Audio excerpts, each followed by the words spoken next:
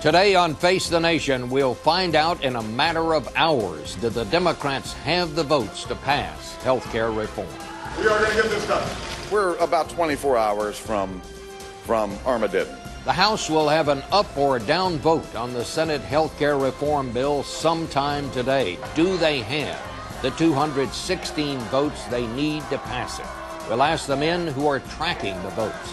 House Whip James Clyburn of South Carolina and the key political strategist Chris Van Hollen of Maryland. And if it does pass, can Republicans then stop it in the Senate? We'll talk with the Republican leader there, Mitch McConnell of Kentucky, and Democrat Dick Durbin of Illinois. I'll have a final thought on an anniversary we should not forget. But first, counting the votes on Face the Nation.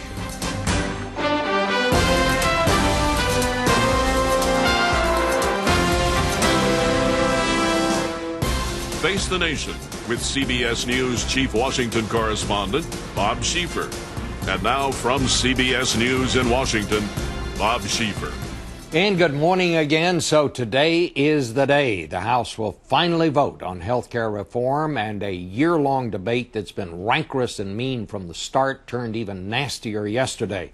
Demonstrators protesting the bill poured into the halls of Congress shouting, "Kill the bill," and "Made in the USSR." And as tempers rose, they hurled racial epithets, even at civil rights icon John Lewis of Georgia, and sexual slurs at Massachusetts Democrat Barney Frank. Other legislators said the protesters spit on them, and one lawmaker said it was like a page out of a time machine. One of the lawmakers who saw all this is the chief vote counter for the Democrats, Jim Clyburn, who is at the Capitol this morning, still working the hallways for votes. He's with the Democrats' chief political strategist, Congressman Chris Van Hollen of Maryland. Congressman Clyburn, before we talk about this, do you have the votes? What about these demonstrators yesterday? Have you seen anything like this in recent times? No, not in recent times. Thank you so much for having us. Last time I saw anything like that was back in 1960. I celebrated a week ago the 50th anniversary of the march in Orangeburg that I helped to organize, the so-called Orangeburg 7, of which I was one. Three of us got together with some students last Monday to talk about those experiences, and we were telling those students how this kind of stuff was behind us. I suspect that I might have to modify some of that after yesterday.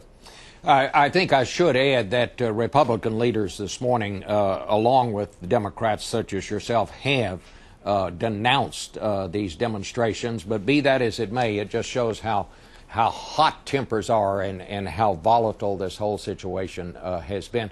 Congressman Van Hollen, the two of you have been tracking these votes. Where are you right now, do you think? Well, Mr. Clyburn is the whip, and he informs me that he's absolutely confident that when the vote comes, we will have the votes to get this done.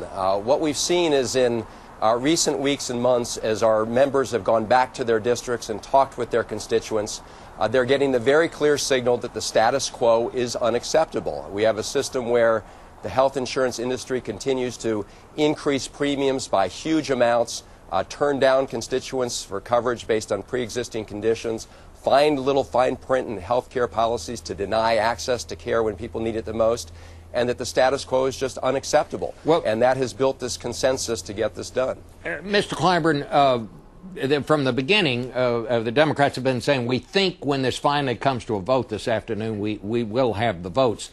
You don't have them yet, though, do you, in all honesty? Well, you know, in doing vote counting, you try to sometimes work backwards. You look at what it is that you're dealing with, and then you look at the members who have issues that you must reconcile, and you start counting back. That's the way that I do it.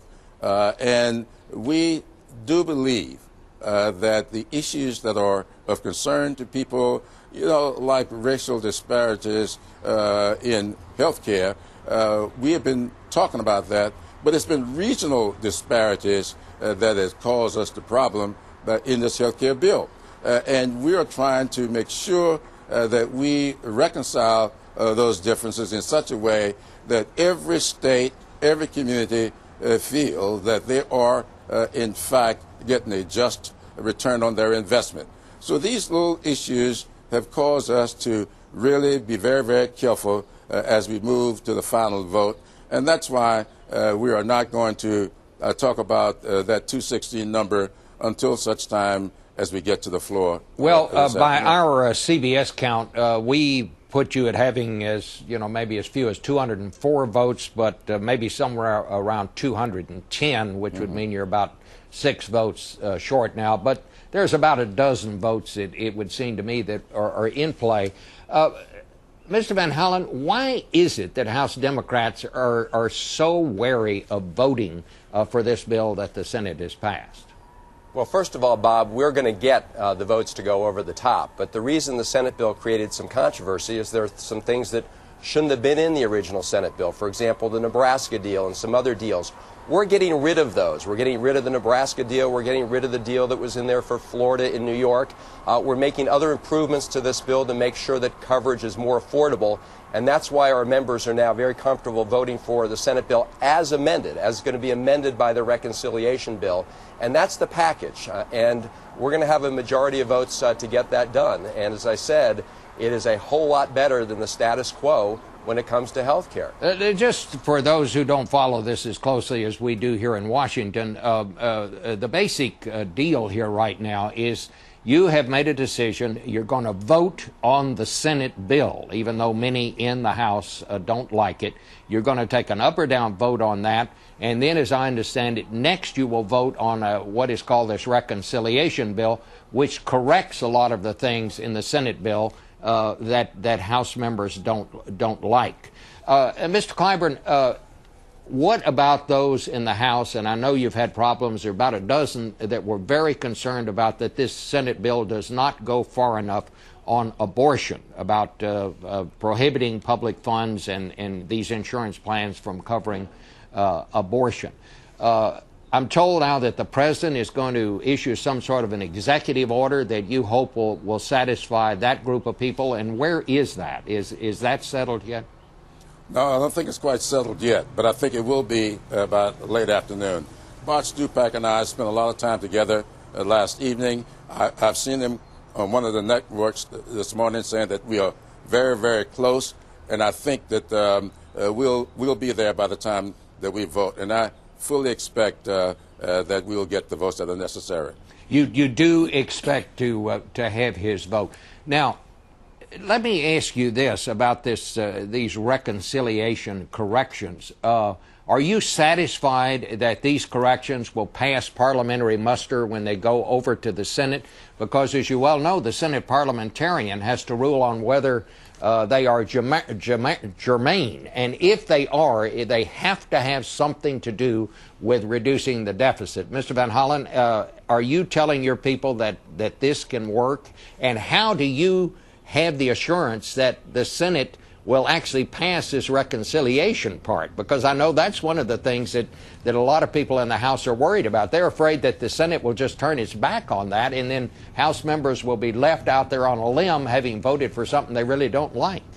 Well, we are confident it will work, and Harry Reid, the Senate leader, came over to address the House caucus yesterday. He said he had absolute commitments from a majority of senators to get this done, and it does meet the deficit reduction requirements. In fact, the Congressional Budget Office has said that over the first 10 years of this bill, it will reduce the deficit by $143 billion, and over the second 10 years by $1.2 trillion. So this is more than paid for. It's fiscally responsible. I will say, unlike some of the bills that have been passed in the past by our predecessors, which drove up the deficits, this actually reduces the deficit.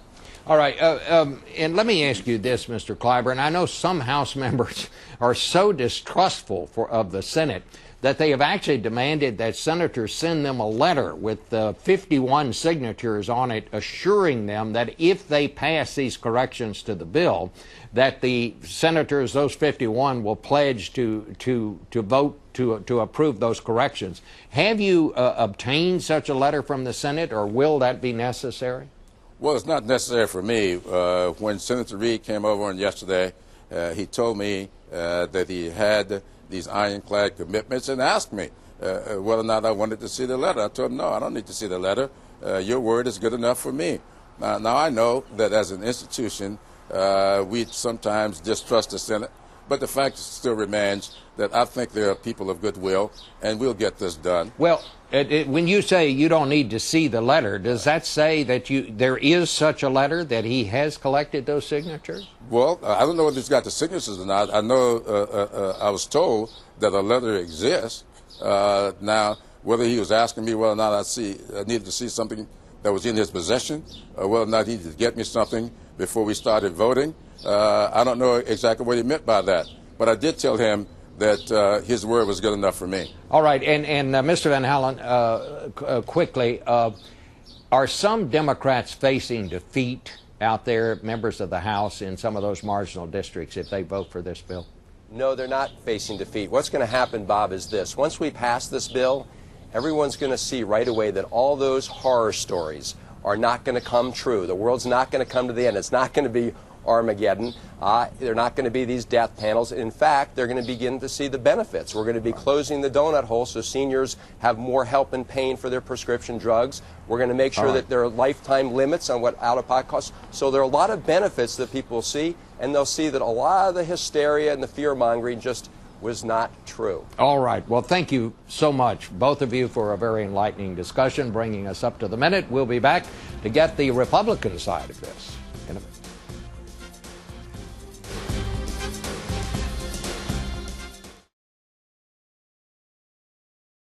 So if this bill does pass the House, it goes back to the Senate, of course, and now we're going to talk to two key Senate leaders, Democrat Richard Durbin, the #2 Democrat in the Democratic leadership in the Senate. He's in Springfield this morning, but we begin with the Senate's top Republican, Mitch McConnell. Well, good morning. Good morning to you, Senator. Thank you for coming. It looks like you have your work cut out for you. The Democratic vote counters there just said they believe they're going to have the votes to pass this in the House, so that means this bill and the corrections that the House is going to make go to the Senate. What happens then?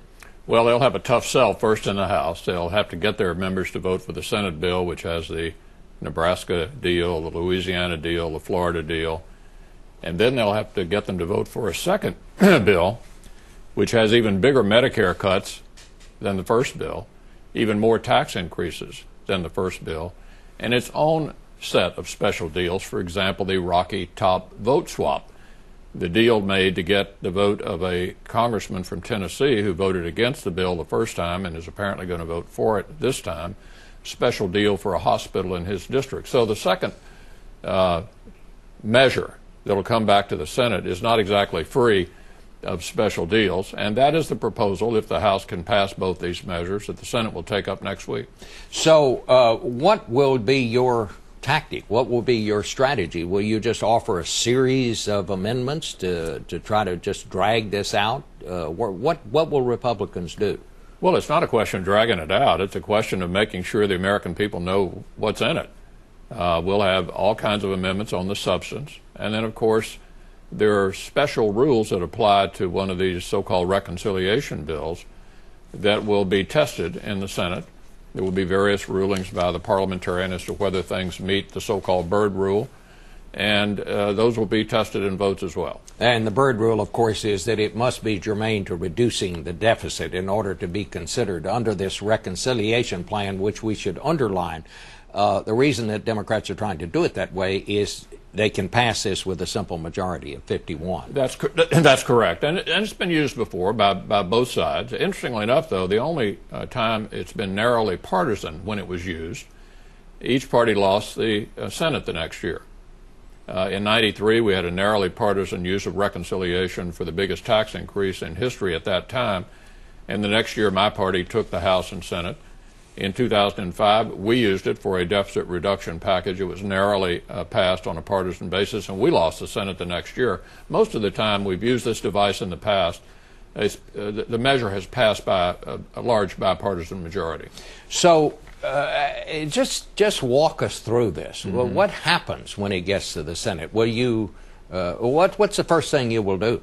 Well, I'm not going to announce it today, but we will have a series of amendments on the substance of the bill that will highlight the massive Medicare cuts, the massive tax increases, and other deficiencies that we think are the reason the American people are against this bill. I mean, what's going on here, Bob, is that the Democrats in the House and Senate are trying to convince their members to basically ignore their own constituents and do something that's highly unpopular, even though the public opinion is pretty darn clear that Americans don't want this. Do you think at this point you can stop this bill from passing? Well, I'm not going to make a prediction as to what may happen, but it could end up going back to the House of Representatives for a second vote. They may not be through with it after today. They may get it back if it doesn't succeed in the Senate. We hear that, you know, that President Obama's put it all on the line for this. He's put his whole presidency on the line to get this passed. It's his signature thing. But aren't Republicans, in a way, putting it all on the line by being totally opposed to this? Well, look, Bob, this is not about the president, and it's not about the Republicans. It's about the nation's health care. And we have a significant difference of opinion about the direction in which to go. And interestingly enough, the American people agree with us that this bill ought to be put on the shelf and that we ought to start over and go step by step to fix the problems of cost, which is the big problem in the U.S. healthcare system.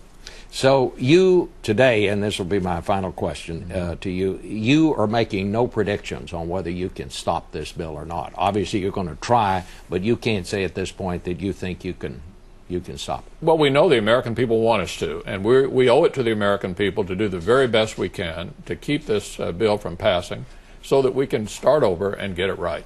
All right. Mitch McConnell, thank you for being with us this morning. And now we want to talk to Dick Durbin, Senator from Illinois, who, of course, is the #2 Democrat in the Democratic leadership in the Senate. Senator Durbin, what will be the first thing that you will do if, let's say, that the House does pass this? Well, of course, we've been working on this for quite a long time, and this last week, Harry Reid, our leader, and Senator Schumer, Senator Murray, and I have really met with virtually, well, in fact, every Democratic senator face-to-face so that we understand the importance of this vote.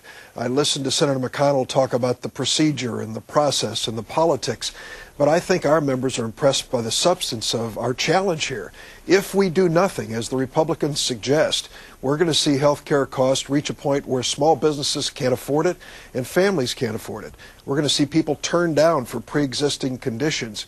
We're going to find the Medicare donut hole, a gap in coverage that's going to hurt a lot of seniors. So when you get to the substance, beyond the politics of the next election, we think this is a clear choice. Well, let me ask you just a little bit about the politics first. You just heard Mr. Clyburn, the top vote counter, saying in the House, saying that Senator Reid said to him yesterday, do you want to see the letter? And we've been hearing reports that House Democrats were demanding a letter with the signatures of 51 Democratic senators. They're so distrustful of the Senate that they were asking to see a letter with the names of 51 of you on it, assuring them that they would pass the corrections to the original Senate bill that the House wants. Is there such a letter, and will it be given to House members? Yes, there is such a letter. It has been discussed and with Senator Reid and Speaker Pelosi. She knows and we know that there is a majority to pass this reconciliation bill in the Senate Democratic Caucus. It's written down on a piece of paper, 51 signatures by Democrats, that if the House passes these corrections, that they will sign that. Let me tell you, I think there may even be more than 51. The Speaker knows this. She has spoken directly to Senator Reid, and at this point, we're ready to move forward. So how does this work then? The Senate, the House passes these two bills today, if they do have the votes. What do you take up, and when do you take it up, Senator Durbin? Understand, health care reform, if the House passes both today, is a law that will be sent to the President. We will have health care reform in America. The reconciliation bill, which the House is, I hope, also going to pass, makes it even better in terms of making it more affordable for families and businesses, closing this donut hole, making sure that we have more health care clinics across America to keep people out of emergency rooms and give them basic care. So we think we're on a path now to pass reconciliation in the Senate. But the rules are a little different, Bob. In the Senate, we have Senator Robert C. Byrd, who, if he didn't invent reconciliation, certainly reinvented it, and we need to play by those Senate rules to bring this to completion. And do you think you can do that this week? Do you think this will be done this week? And we'll start it this week. And what do you do when the Republicans, Senator McConnell, he was playing his cards very close to the vest this morning, as you heard, but he said we're prepared to introduce amendments. This could go on, as we know in the Senate. There can be amendments and amendments and amendments. How do you bring that to a close, if in fact you can? It's never been tested. You know, the purpose of reconciliation is to avoid the filibuster. The filibuster is an effort to talk something to death. And in this case, the Republicans are going to try to use reconciliation, which was supposed to be a more direct process, to offer amendments to a breaking point. Well, I certainly think that we're ready to tackle that if that's what they want to do. We're going to deal with honest amendments on substance that meet the test of the Senate rules. But there's going to come a point when the American people and the people in the Senate are going to say, this really isn't about substance. It's all about politics. Now let's make a final decision. Up or down vote. Do you want to change the problems we face in health care today? And it's certainly a majority of Democrats do. Or do you want to stand by the health insurance companies and keep the problems we have going? And I'm afraid that's where the Republicans are. So just one more time I want to ask you, you think this legislation will be ready for the president to sign this week? Well, I can't say what the parliamentary rulings will be on every provision, but I can tell you that we have a majority of the United States Senate ready to vote for the reconciliation bill to move this forward for the president's signature. If there is some procedural problem we run into, we're going to work through it. We are determined to get this done. The Republicans want us to quit and stop and don't try anymore. We're not going to do that. All right. We owe it to the American people to finish this job. All right. Thank you so much, Senator. And I will be back in a moment with some final thoughts.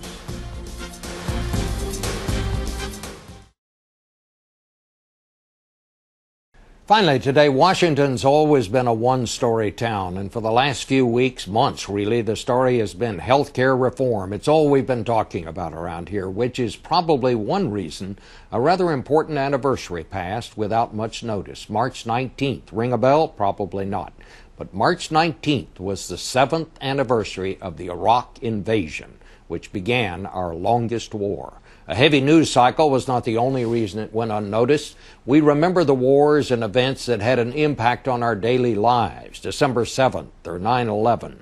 But in the age of the all-volunteer military, few of us remember much about a war that had so little effect on our day-to-day lives, especially a war where questions still exist over whether it should have been fought at all. The Iraq War was fought by 0.5% of us, and unless we were part of that small group or had a relative who was, we went about our lives as usual most of the time. No draft, no new taxes, no changes. Not so for the small group who fought the war and their families. Ask them about the sacrifice, the death toll of nearly 4,400 Americans, and the thousands more who were wounded. Now that it is finally winding down, thousands of Americans are still there, and history will eventually decide if it was worth it all. While history decides, let us remember that whatever history's verdict, the fate of those who died there or suffered life-altering injuries can never change. Good war or bad, for them, it is the same. The war may have had little impact on most of our lives, but we owe that small group of people. Back in a minute.